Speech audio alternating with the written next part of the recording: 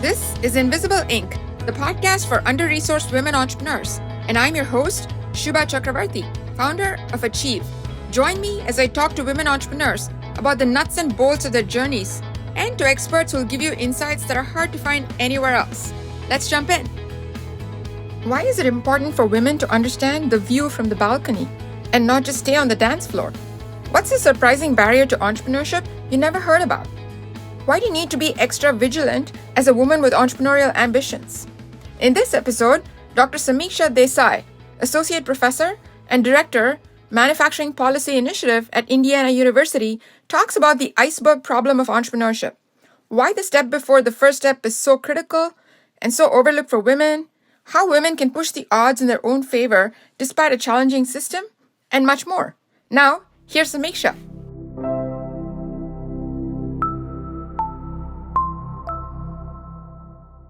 Good afternoon, Sameeksha. Thank you so much for being on Invisible Inc. We're so excited to have you here. Thanks for having me.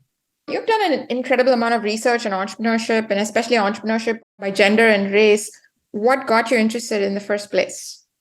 I always thought of it as something where you have a business and therefore you must be interested in entrepreneurship. And I wasn't interested in starting a business or owning a business.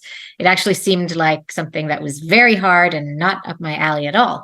But what I really cared about was advancement and economic resilience. And so I grew up in Asia. So I grew up in the Philippines. I spent a lot of time in countries where you would see the same cycle happen again and again. So in the Philippines, for example, in the late 70s and early 80s, we saw the cycle of economic instability, political instability, economic instability, political instability. And so I always was really interested in what breaks that cycle. So can make communities, societies, whole countries better positioned to actually do better, have more opportunity for people to access, not just a small share of the population, not just people that control capital assets, but what actually leads to more opportunity. So I always sort of thought about that as more of a social activism kind of field. But I think it was really when I was studying the origins of conflict and instability, that it really hit me that a big part of the story is access to assets.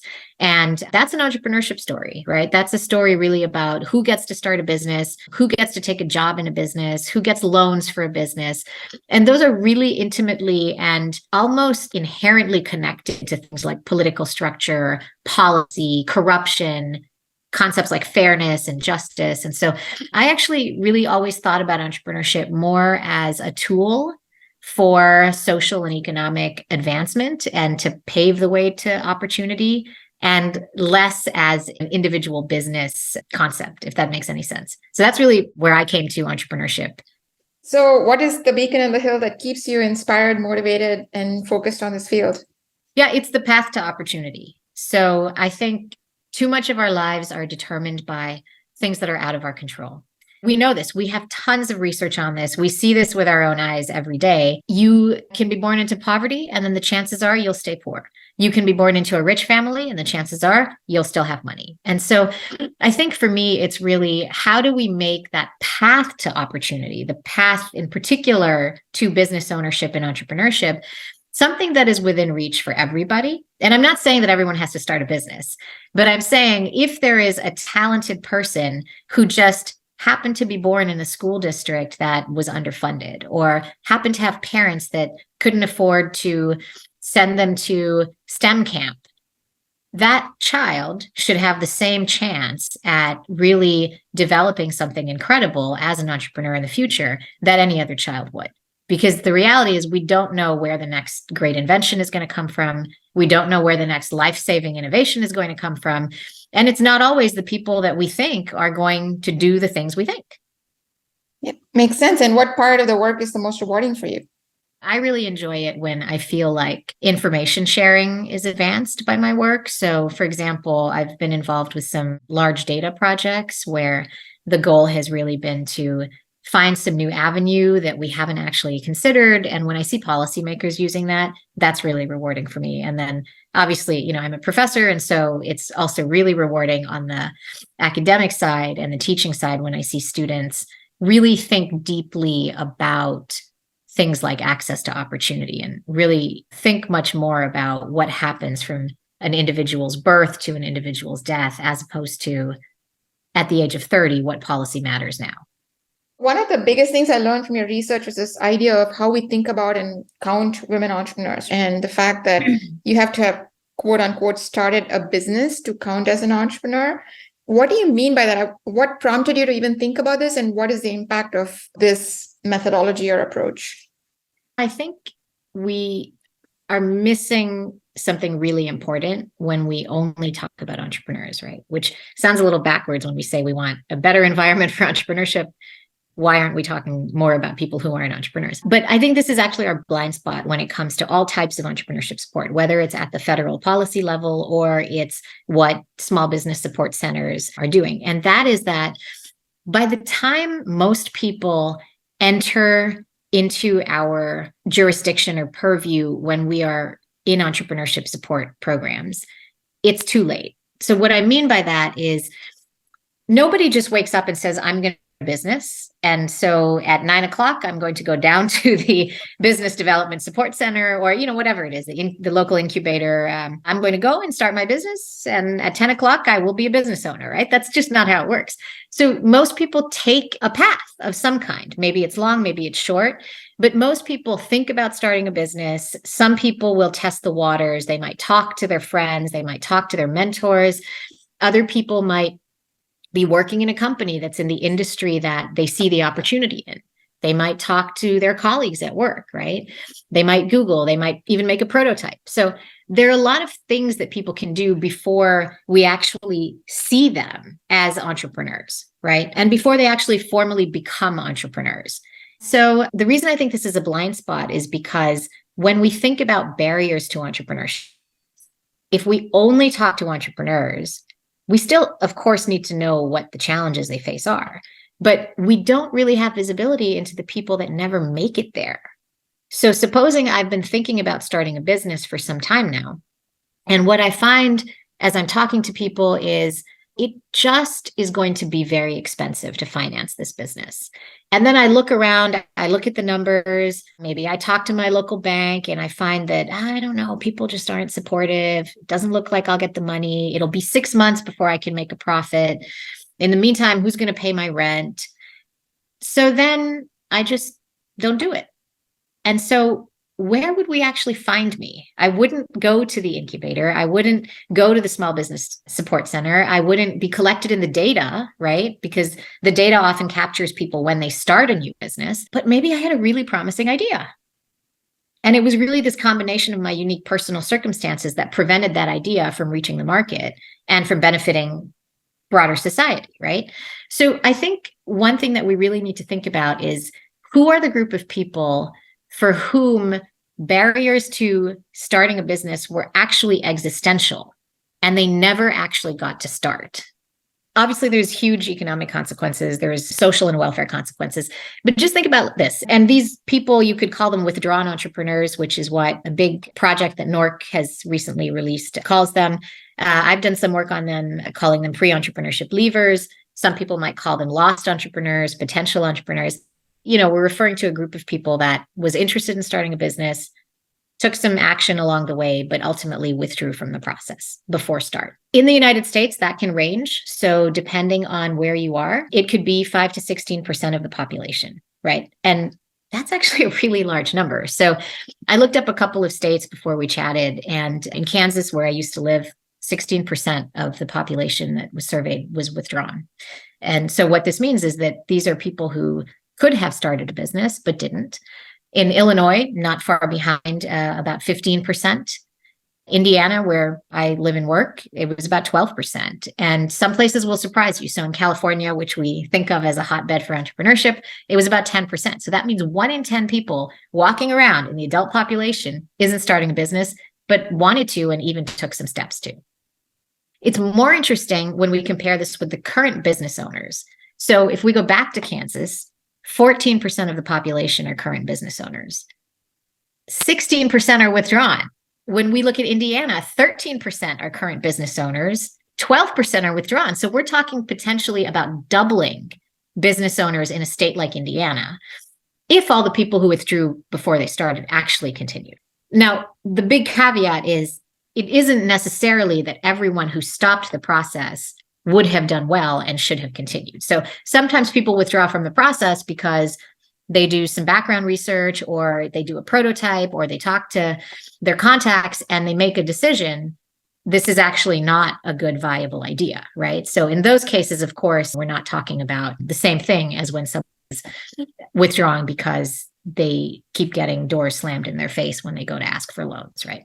When we think about the cost for us in the aggregate, it's actually tremendous. I think the other thing that's really interesting about this group of withdrawn entrepreneurs is we still have very little insight into who they are and what they do.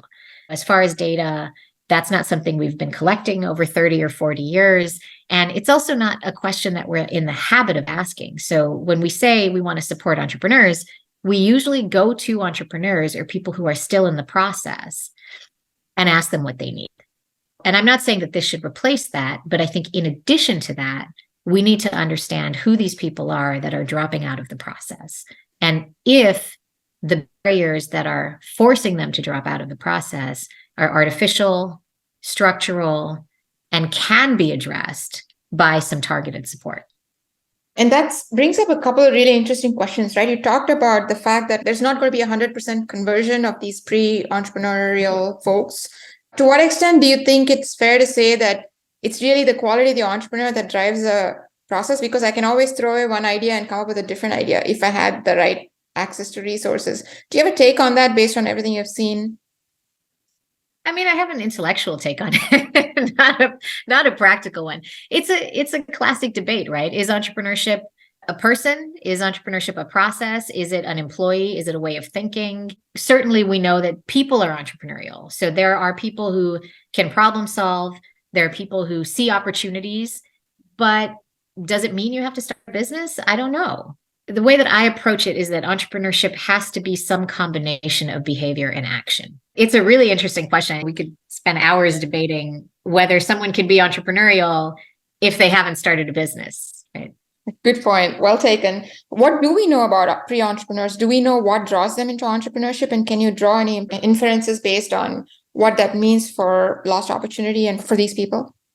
One thing that's quite interesting is the numbers, particularly among women and men, might be surprising. So they're very interesting gender dynamics. Again, I'll take the example of Indiana here. So among current business owners, for example, we see that about 57% in recent data, I think, were women. And we see also a very similar trend among withdrawn entrepreneurs. But it is interesting. So I think a lot of people would be surprised when they find out that 57% of current business owners in Indiana are women. And so when we see that number among the withdrawn entrepreneurs, we want to also be thinking about how these numbers look together. In Illinois, we see that about 4 in 10 business owners are women, and a little over 5 in 10 withdrawn entrepreneurs are women. I think we want to pay attention not only to who's dropping out, but who actually makes it into the process, right? Because that tells us a little bit about what happens in terms of the process. The other thing that I think is really interesting is nationally, across age groups, women tend to withdraw from the process more than men. And it's over 50% across the age groups. So I always find that interesting because I've seen a lot of interest in entrepreneurship by age, for example, and particularly among those that are 18 to 29, less than or right around 35% of people in that age group that withdraw are men. And so that leaves a very large share that are women. And that is actually surprising. It really surprises me as well, because I would expect to see numbers closer to 50% or a 48-52 kind of split. The other thing that's really interesting too is that people withdraw from the process for a lot of reasons, some that are not surprising and some that are actually quite surprising or maybe more multi-layered than we think. For example, women are more likely than men to report lack of time as an important reason. They both report lack of time, but women are more likely to report lack of time. I don't think the conclusion that we make from that is, well, women just don't have enough time because they can't make time, right? I think there are some pretty obvious next questions that we need to ask when we hear that women are more likely to say that lack of time is a barrier to continuing the process than men. And so the why really matters. The other thing that I find really interesting is that when it comes to promotion at work, which was one of the report in recent NORC survey that I looked up this data on, one of the reasons you could report was promotion at work, and men are more likely to report that a promotion at work. Not by a lot, actually it's close to 50-50, but that split is much different than what we see with lack of time. Similarly, lack of finance, it is not surprising that women are more likely to report lack of finance as a reason they withdrew from the process. Too risky, potential lost focus, lack of support, major life event. Those are all reasons that people withdraw from the journey, and also reasons where we see that women are more likely to report than men. So this brings up an almost an intractable question of how do you get them? What are some promising seeds that we could look at to bring more of these, especially women, into the fold and perhaps get a greater yield of entrepreneurs from that set? I think the first thing is most of what we do at the program and policy support level is targeting people who have already made it past quite a few humps, right? So starting earlier in the process and getting people on the path earlier and keeping them there, I think is a really big opportunity, especially when you're looking at numbers like the numbers we see in Indiana, right? And I think a lot of that is tied to things that are not specifically about entrepreneurship. So when we look at lack of finance, right, that's really a question about fairness in financial markets. And that's really a question we already have a lot of answers to. So we know a lot about gender discrimination in financial markets. We know a lot about the experience of women in accessing funding, whether it is loans from banks, whether it is venture capital, whether it is entering into the angel market, whether it is looking for financing from their personal social networks. We actually have a lot that we already know about that.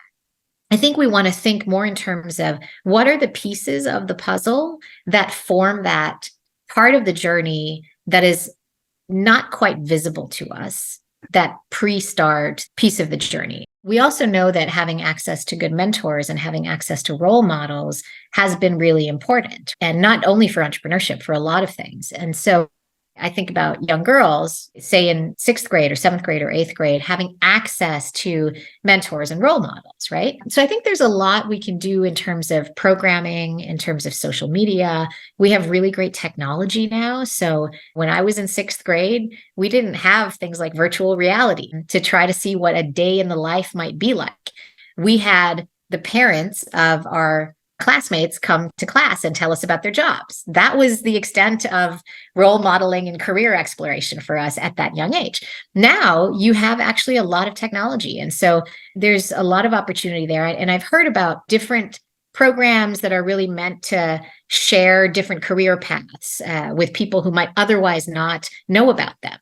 The reality is, for most children, and I'm not a researcher on children at all, so this is my take on the research that exists, that the reality is that for most children, what you're exposed to can be fairly limited, and technology can expand that, just as it is for adults too.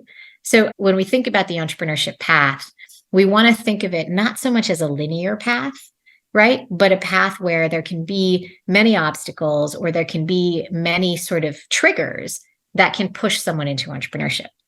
And it's also not linear in terms of age. For example, in the United States, we see a lot of attention right now to caregiving and motherhood. And it's a mixed bag when we talk about entrepreneurship and motherhood as well. So I've heard people say things, for example, like, well, now she has young children to take care of and she can't full-time 9 to 5, or let's be honest, it's never 9 to 5, but she can't commit to full-time work. And so she can start a business. She should be an entrepreneur. And it's not that simple. So I think we also need to sort of rethink the idea that entrepreneurs have to be of a certain age, of a certain look, and make it accessible at all stages in the journey, right? And so if you're 40 or if you're 18 and you're a woman and you think you have a really good idea, what can we do that would basically not discourage you from pushing that idea forward? Does that make sense? It makes total sense. And it leads me to my next question, which is, You talked about on ramps and off ramps, and I want to talk about off ramps to begin with, because the easiest way is to people are already considering entrepreneurship. How do we keep them rather than get off the ramp? In this pre entrepreneurship stage, what do women typically do? And which of those are the biggest off ramps? Do you have any data from your research on that?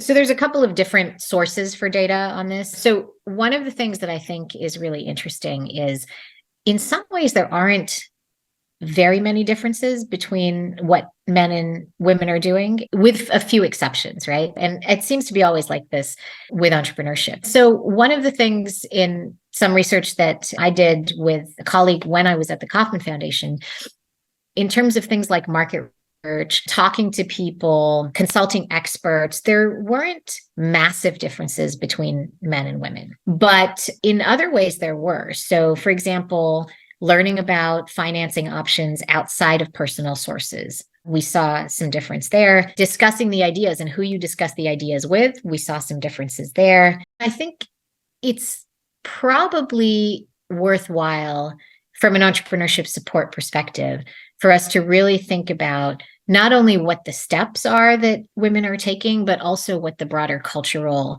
and social environment is, right? Because almost everything points to these levers that are cultural and social. So if you had to wave a magic wand, for example, and say, and I'm going to zero in on the finance piece that you said was different, what would have to be different for us to be able to have a different tone of conversation with these women that help them see paths to entrepreneurship that they're saying today there isn't?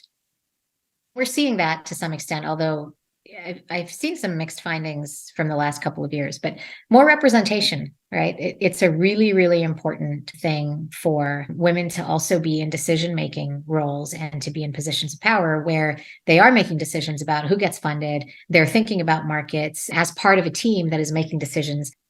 We see that when we have more representation, we see better decision-making. Women-owned firms and men-owned firms have very different pathways in terms of financing, but in many cases, these pathways don't actually have to be different, right? And so the questions that women are asked during the financing process and the questions men are asked during the financing process don't have to be different. And so I think that just having more women in financing on the other side, so not only having more female founders, but having more women that are in meetings saying, we're going to look at it this way, right? Talking about what the benefits would be from other perspectives that maybe you wouldn't think about would go a long way. And that I see as sort of a systemic effort that we're seeing in banking, we're seeing in the venture finance world.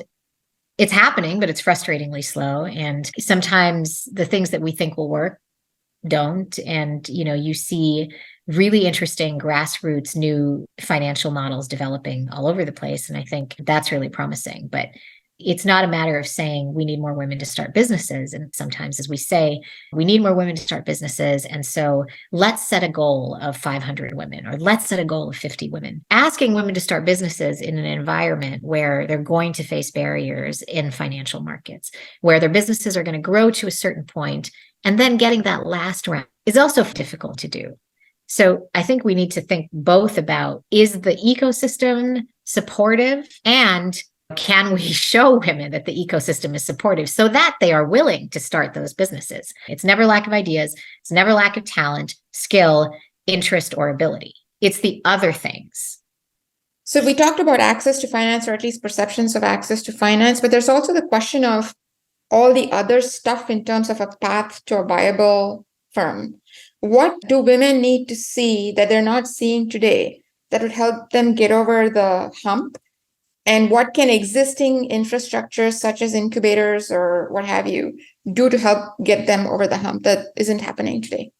So I think those are basically two questions, right? So one is really one about, do we create a welcoming environment, an inclusive environment for women entrepreneurs? And then I think the second is, do we actually treat the whole person when we are trying to provide entrepreneurship support? I think we know what to do. We just haven't done it, right? So we need to reduce barriers. We certainly need to see more representation of women. We also need to make things more friendly to women, knowing the other types of concerns that women are dealing with. And that really means supporting the person. There's actually a program that I think is really great. It's the Center for Women in Enterprise. They have offices in Massachusetts, Vermont, Rhode Island, New Hampshire. And even in the way they describe their mission, it's very clear that they are talking about economic empowerment. It's an inclusive economic empowerment organization. And so what they're really talking about is the whole of the person. And so that's where I think it's almost a missed opportunity for incubators and for accelerators as well, but certainly for incubators, is to really only look at the business or to really only look at the business related dimensions of the person. But there is so much more to what goes into a decision to start a business. We have data on the reasons that people even are interested in starting a business, and then the reasons they drop out of the process. And I'm not saying that entrepreneurship support programs should be doing things like, family interventions or anything like that. But I do think that many of the barriers that emerge for women are emerging at the family level, the household level, the individual level, the societal level. And so those are barriers that are just really difficult for an incubator to assess and address if they're not looking for them. If it's only about the bottom line and there weren't any other barriers, we wouldn't see all this concern about why women aren't starting businesses, right? We just wouldn't. And so I think taking the approach of what is right for the person makes the most sense.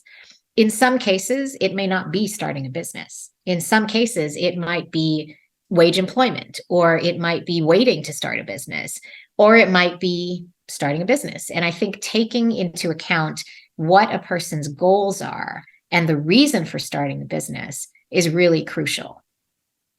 It's almost arguing for the right metaphor for an incubator. It's like an egg-laying mechanism, I guess, which is a pre-incubator that says, hey, woman, come in. Here's what your economic goals and aspirations are. Yeah. Here are your paths. And if this is one of them, let's help you understand and flesh out how good of a fit entrepreneurship is. And we'll send you off to an incubator. And if not, we'll send you off some other path. But a pre-stage, almost like a prequel to an incubator, is kind of what I'm hearing you talk about. Is that a fair characterization? Yes, that's absolutely fair. And I think we have to stop thinking about entrepreneurship success at the program level. So among incubators and among policies and things like that, as the number of new businesses that are started, or the number of women that start new businesses, right? We certainly saw this during COVID, is many people started businesses out of necessity, right? They had to. And sometimes those businesses are good stopgaps, but when the economy bounces back and the job market looks good again, they may move back into employment. I think thinking about entrepreneurship as less of the outcome and as more of a process and state that people can select into or choose into in order to meet their needs and their goals is a really good way to think about it. As real economic empowerment means, as a woman, right, that I can choose whether or not maximizing my goals is through starting a business. And the practical reality is maybe it is, maybe it's not. And coming to that answer is something that I think is a huge opportunity for entrepreneurship support to be more effective. Excellent. That's very helpful. I love your idea of a pre-incubator. Okay, I'll put it down and see if we can do something about it. Thanks. Coming from an academic, that does mean a lot. Thank you for that. So what I'm hearing you say is really, let's first help you figure out if this is the right tool, the right vehicle for you to realize whatever aspirations you have that have an economic outcome. And then if it is, then let's make it as easy as it is for men and not add all these extra barriers for you to get over. By the way, it's not just for women, right? I mean, we're talking about women because that's what we care about. But, this is really important for men too. I think we have this narrative in America about entrepreneurship being this sort of end goal, and it's really amazing. And it is in many, many ways. I'm not doubting that or questioning that. The data does tell us, though, that some share of the population turn to entrepreneurship because they don't have any other choices. And for that share of the population, I think we really need to think about, can entrepreneurship work, right? How do we make it work better? Or was this really your only choice? And is there a way to expand your choice set? Got it. But just to play devil's advocate for a little bit, my response to that would be, if you've already made the choice, the first thing that we can do to make your life easier is to make sure your odds of success are as high as possible so that you have earned the cash cushion and the economic resources to then take a step back and say, okay, is this still the right answer? So regardless of what that choice would have been, it still feels to me like making entrepreneurship easier and her odds of success higher is a no regret move. And we have to be doing that. Yes. So easier to get in and easier to get out. Yeah, agreed. So then one other thing, I want to go back to that research. I was reading this paper and you talked about this big difference between men and women who are thinking about starting a business. And in that report, you mentioned that 3 times as many women were put off, and I think I'm quoting you, by a lack of perceived inclusion as compared to aspiring male entrepreneurs. Now, to me, that's a huge bombshell. What are these perceived barriers of inclusion? How do they show up in the path of a woman who's considering entrepreneurship? This is where I think, we really underestimate the importance of social and cultural factors and the broader environment. And I have to check which report you're talking about, because there are a couple that have looked at this in the last few years. But, typically what we'll see is women, for example, walking into a room and seeing no other faces that look like them, right? That's why inclusion matters. It doesn't mean that everyone else in the room is going to be hostile. It's not so much that, and certainly it could be that. But what I hear a lot about is relatability, is understanding and having some shared knowledge about things like the industry, the product, from the perspective of someone who goes through the same experiences that a woman is going through, or that particular woman is going through. That also, I think, points to, again, it not often being things like, I'm not smart enough, or I don't have a good enough idea, or there isn't a big enough market, right? But it's really this idea that I have to walk into a room and find suppliers or find customers. And this idea of kind of walking into the old boys network, it just makes things harder. It's difficult to identify all of the social, cultural, sometimes regional factors that will kind of shape that inclusion in the environment. Some of it is very tangible. So things like where business decisions are made, who's in the room when there are networking events, where networking takes place, right? Those are pretty tangible. And then others are, again, things like, are there people that have had your same experience or that have been in a similar position that are going to be in the room when you're pitching for funding? So inclusion really is about creating or enabling a more supportive environment that is welcoming of everybody. And so that's where I think we'll have a long way to go for women. You hear it anecdotally all the time. And so that's where I think there's really a role for entrepreneurship support programs, as well as to, again, ask about the things that we don't see in business plans or we don't see in financial statements, right? But things like social support, engagement, inclusion. Yeah. So I heard loud and clear representation is important because it has so many downstream implications on what a woman feels like about taking the step into entrepreneurship. There's representation. There's also a piece around process in terms of what does the process of learning about entrepreneurship and engaging in those first few steps look like, and how well are they fitted to how a woman thinks about it and what issues she's facing. Are there other dimensions that you can put in a box and say, change this, and this, that an incubator or an organization can take away as a to-do list? Yes and no. I think going back to the motherhood example, right? So I had never really thought about motherhood as a major economic event, as, say, a young person, or, even doing my training, because I was solidly really focused on policy. And I had a colleague, her name's Jessica Liu. She's absolutely brilliant. She had done a lot of work on motherhood. And we had a few conversations where I was thinking, do we need to think about unique situations when we're looking at the aggregate? And Jessica would look at me and sort of think, how can you not think that, right? And what I learned from her really blew me away. When we think about things like the intersection between a business and economic decision and a personal and family decision, that intersection is actually much larger and much more sort of all-encompassing than we think, right? So caregiving is a really big constraint. It's a constraint in the labor market. It's a constraint for manufacturing firms to hire. It's a constraint for entrepreneurs. Just because you start your own business and you can work from home with your computer does not mean that caregiving stops becoming a problem. Small children in particular, and we know that women spend disproportionately more time on care, but your small children in particular are still going to be screaming whether or not you're taking your Zoom call at your kitchen table or in your office 2 miles away, right? So I think the caregiving problem is one that we really, really need to consider from a support perspective. And incubators, I think, should be very seriously thinking about this question also as a business opportunity. Not only are the female founders that are coming in as part of the teams or single founders, solo founders coming in to the incubators as potential investments, but they are going to be affected by their caregiving status. Their resources are going to be constrained by their caregiving status. I think it's something we need to think about. And we need to stop thinking about that as a family problem or a household problem. So we've seen firms start offering caregiving resources to keep workers in. And so similarly, I think we need to think about keeping people on the path to entrepreneurship with a caregiving component. I don't know how that would look or how that would work, but it's definitely a barrier, and we see it again and again. It's also a huge opportunity. So we talk often about the demand for caregiving. So caregiving is really expensive, and here's how much people are spending on it.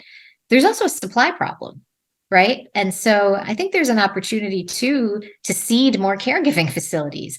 Is it going to be the massive venture style return that you would get if you were investing in a high-tech firm? No, probably not. But there's also a lot of opportunity there, I think, in really rethinking how we operate caregiving as an industry, because it is inherently holding back entrepreneurs and it is holding back competitiveness. So it's a collective problem, and people who think entrepreneurially can probably solve it, right? That's what they do. So you talked about representation, we talked about caregiving. Are there other ways in which the entrepreneurial ecosystem, particularly incubators and what I'll call the point of first contact, so maybe university programs and stuff like that, what else can they be doing to get women earlier in the pipeline to even consider it for longer periods of time or take more actions that are consistent with starting something entrepreneurial? Yeah. We see a lot of success. I mean, I don't want to, for example, boast about my own university, but Indiana University has a great entrepreneurship program. So this is definitely happening. But spreading entrepreneurship as a concept, as a theme, as something that people need to learn to be good at, regardless of whether they're going to start a business or not. What I mean by that is across universities, schools that are not business schools have entrepreneurship curriculum, right? They take core courses now, or they offer core courses now at a lot of universities. And I think that can be particularly effective, because if you're trained, for example, in music, you're learning all of the sophisticated fine art, gosh, any profession, right? There is a point at which being an entrepreneur in that field may actually be the right path for you. So you're in dental school, you're going to open your own practice, your own clinic. It would be a lot easier if you had some skills that you learned that would help you actually manage that clinic, right? If you are studying music and at some point part of your income portfolio or part of what you do is opening a school for music or giving lessons, I think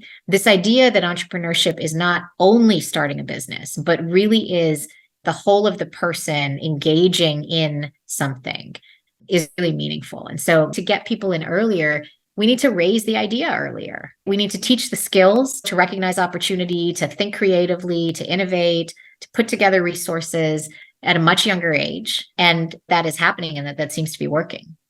I love this idea that you bring up, because what it's telling me is that you're teaching entrepreneurship in generally and thinking as a business person specifically as a capability that anybody in any profession has.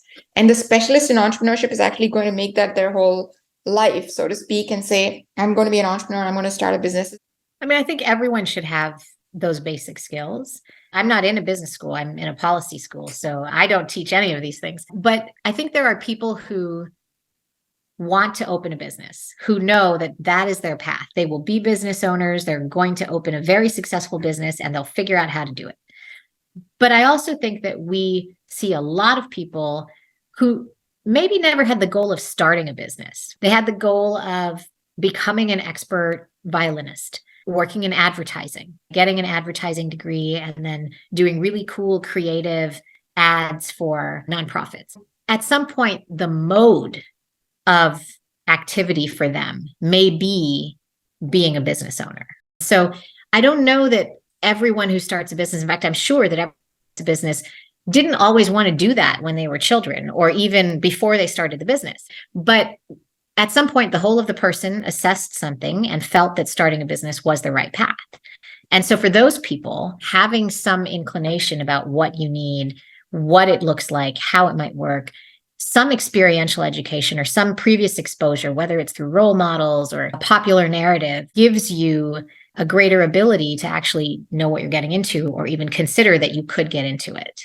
Excellent. I love it because it gives me two things, right? What you just discussed. Number one is that there's a whole field where you actually go and teach actively a bunch of professionals. You mentioned a couple of organizations. You talked about this organization out of the Northeast that was doing the pre-incubation stuff. But are there other entrepreneur support organizations that you see who have adopted good models that are doing more of the stuff that you just talked about? And would you just discuss their models briefly? So I think that one does a really, really nice job. And I really like the approach of the whole of the person. And it comes across, I mean, you can see even from the way that the organization is staffed, that it's not quote unquote only business support. It's inclusive economic empowerment. And that includes business support, but that also includes thinking about a lot of other things. Look, I'm a little bit biased. I'll say that up front. I think the Kaufman Foundation, it is an organization that has really thought very deeply about what entrepreneurship means. And I think that some of the work that the foundation does is really meaningful, really kind of thinking through barriers, particularly that might exist across social groups, across demographic groups. That is very promising. I, of course, am a big fan of the research work because I led the research strategy for some time there. But on the programmatic side, I find the work that Kaufman has been doing is really groundbreaking. And you see the investments pay off over time. So things that the foundation did, decades ago, make so much of an impact. And now it seems obvious to us, right? Because we've seen it for some time. But I think that foundation in particular has done some really groundbreaking support work and has seeded some things that are just things that have fundamentally changed the way we think about entrepreneurship. So again, I will fully admit, very biased opinion, but really great entrepreneurship support work. Moving on to a slightly different topic. A big part of entrepreneurship support, you mentioned this a couple of times in our conversation, is this role that mentors and peer networks have on your development as an entrepreneur. What challenges do you see in how mentorship is provided today to women and women of color in the entrepreneurial process? I think we have a representation issue, even though the data from Indiana tells us that the majority of women of entrepreneurs are women. We also know that there are some really sort of clear industry and firm success, firm growth, firm size distinctions as well. And so with mentoring, it really is about the two components of entrepreneurship again, right? So you've got like the business and the industry and the things that we typically think about. And then you've got the walking through the experience piece, right? That social, cultural, personal piece that can be unique to each person. But we also have a challenge around this idea that entrepreneurship is only a business question, right? And the reason I say that is that when you look at why people seek business advice or mentoring, so this is some work that the Kaufman Foundation actually did that I think is really great. Half of employer business owners didn't even seek business advice or mentoring. So one of the things is really getting people to understand what the benefits are of doing that. So of course you want mentors to commit, but also getting people to understand, hey, there is something really tangible and something of value that I can get from this, right? And so those types of programs can be really, really important. The other thing that I thought was really interesting was the reasons that people who sought mentoring actually did. For example, taxes and accounting, legal advice, and how to grow sales, right? And so I think when we think about, again, entrepreneurship and mentoring in entrepreneurship, we're still often strictly thinking about it as a business question and less of a sort of coaching, personal engagement type of question. And when it comes to the sources of mentoring too, we saw again, this is some data that the Kauffman Foundation has shared out, that the sources of mentoring can vary significantly. And so there are people that are seeking mentoring largely from colleagues or from family. And so is that mentoring? Is it social emotional support? So I think we want to be a little bit more careful about structured mentoring programs and what type of communication or what type of signal we are sending, particularly to women entrepreneurs, about what they offer. And maybe also think about this idea that you need all of the things that mentoring programs do, and not a but, not an or, but an and. There are other shared experiences that people may need to talk about, or that they may need to have access to mentors to sort of work through. Got it. And you touched on one thing, which is like this question of imbalance between demand and supply. I think there's a lot more people who might want the mentoring than there are suitable people who are willing and available to provide it. So outside of the fact that there is an imbalance, have you seen models that work or that somehow get over this supply demand problem, or that somehow improve the situation especially for women entrepreneurs? Yeah, so I won't say get over, but I think technology has just been incredible, because before you were able to set people up with mentors over the internet and have digital meetings and things like that, you had to have them within a certain geography around you, right? And that would make inclusion in particular geographies especially sticky and hard to change, right? So you'd be sort of caught in a not enough mentors, need more mentors, not enough mentors, need more mentors. But some of these online platforms have reshaped the way we have access to potential mentors. I think we've also had enough of a sort of systematic approach to mentoring programs to have identified things like best practices, what actually works the best in terms of firm performance, what kind of impact we might see from, for example, more frequent mentor meetings, or having a very specific type of agenda for mentoring. So there's quite a bit there, but technology has been, in my opinion, a game changer, not just for mentoring, but also for some of the things we talked about before, like role models, access to even just think about it. You only know what you're exposed to or what you know. And so particularly for young girls who come from disadvantaged backgrounds or communities where they don't see role models, right? Or innovation. And I think technology just has really made it so that we can deliver so much more information and so much more content and opportunity to be inspired and to think beyond what you can see only in front of you, which is what it was like 20 years ago for most people, right? So we talked about mentoring specifically, but there's a related but separate issue, which is access to networks. So to what extent are you seeing that to be a challenge in the data for women entrepreneurs? And is there anything else you'd add in terms of what could be made better, what solutions would need to be in place that would be unique to the challenges women face?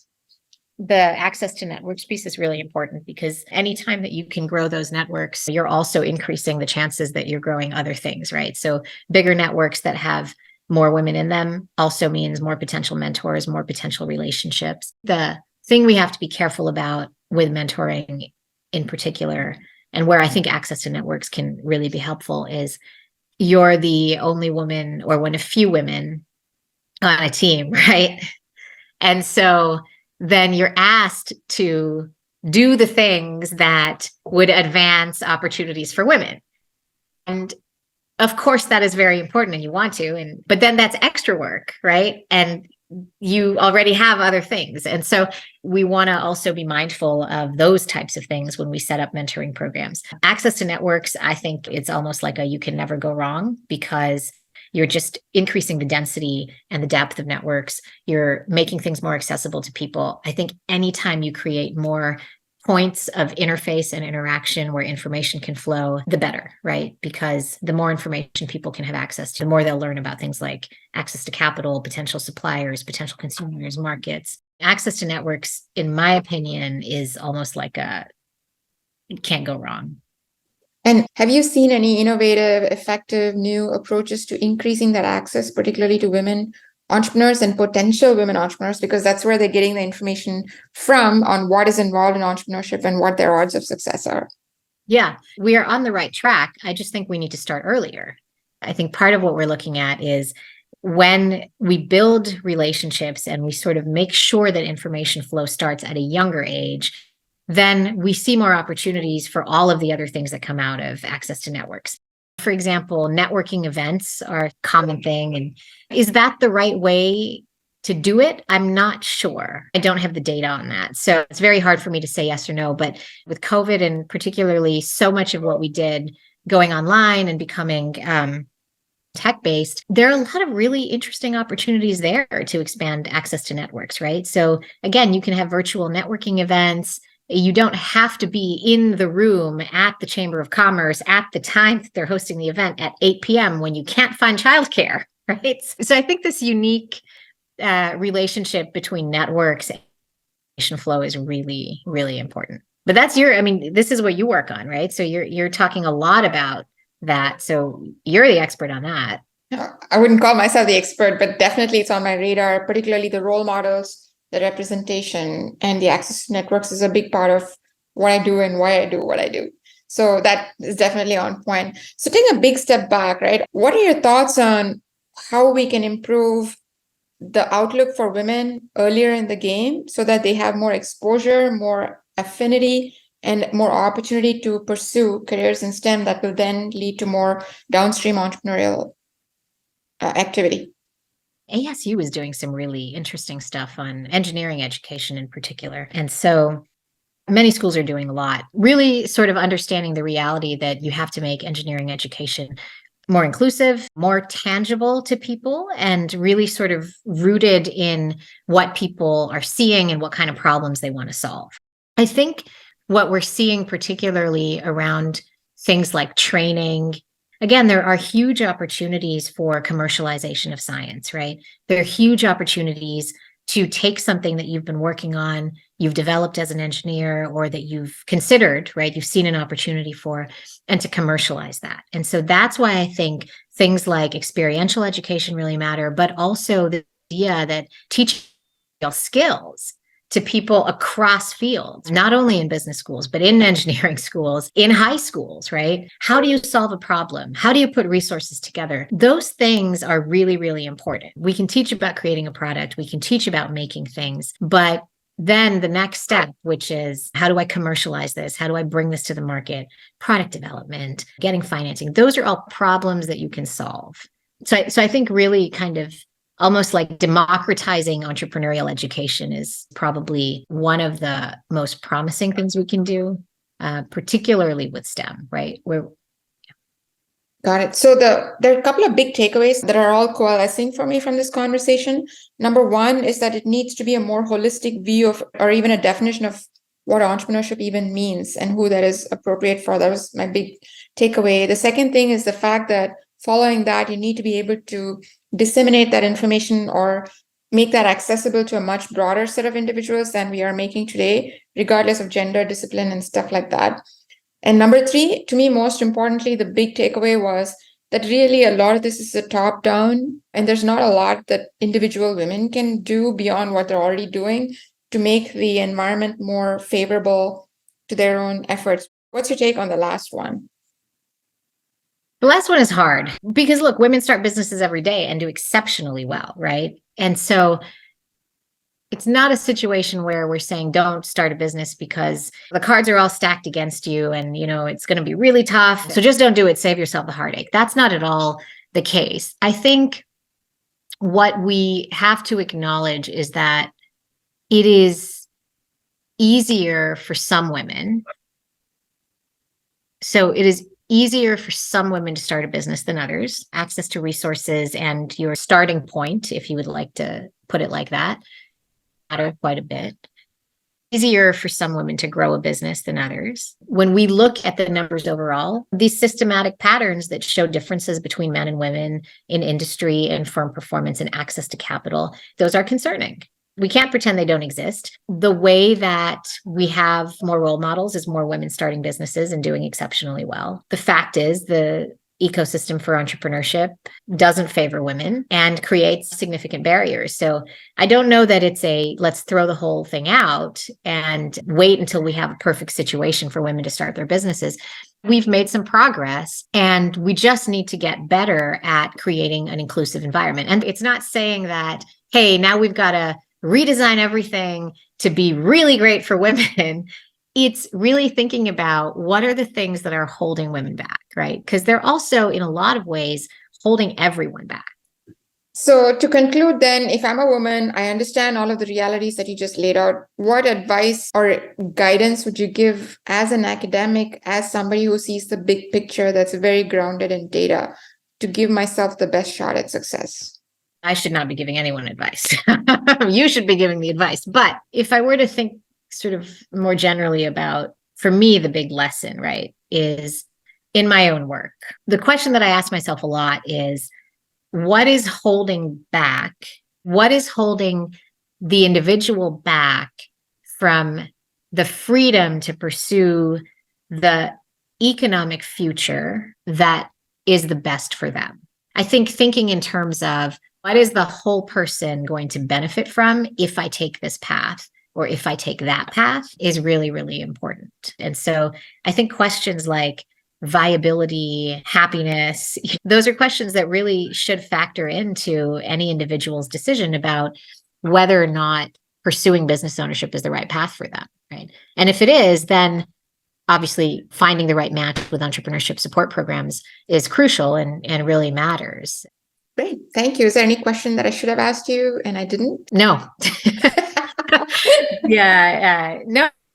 I've listened to some of your previous podcasts, and it's fascinating how much one person's experience can teach you, right? So I've listened to a couple of them, and I've just been blown away by what I've learned just from even one person talking about the path that they've taken, right? And that's why I think it's so important to have podcasts like this, because somebody somewhere is going to be listening to a story that, a woman is telling about her own experience and how she did something. And just even hearing that opens up your world, right?